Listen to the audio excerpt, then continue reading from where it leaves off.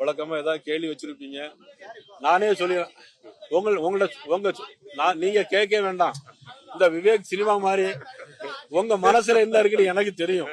அதனால அந்த மாதிரி வேலைக்கெல்லாம் அவங்களுக்கு இடம் கொடுக்காம எங்களுடைய உள்துறை அமைச்சர் அமித்ஷா அவர்கள், எங்களுடைய கூட்டணி கட்சியினுடைய தலைமை அண்ணன் இபிஎஸ் அவர்கள் என்ன பேசிக் கொள்கிறார்களோ, என்ன முடிவு எடுக்கிறார்களோ அது நடக்கும்.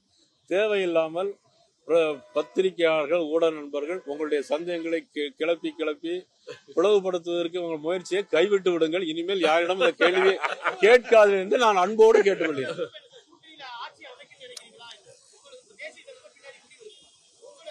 என்னுடைய விருப்பம் திமுக ஆட்சி அகற்றப்படணும்.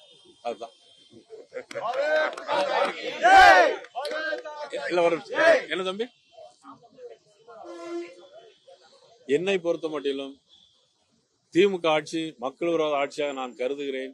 ஆகவே மக்கள் நலன் கருதி, தமிழகம் மக்களுடைய நலன் கருதி மது போதை பழக்கத்திலிருந்து விடுவிக்கவும், சொத்து வரி மின்சார வரி உயர்வை கட்டுப்படுத்தவும், மக்கள் நலன் சார்ந்த பிரச்சனைகளுக்காக வர வேண்டும், எல்லோரும் வர வேண்டும் என்று என்னுடைய விருப்பம். அதில் யார் வேண்டாலும் நீங்க வேணா எழுதிடுங்க.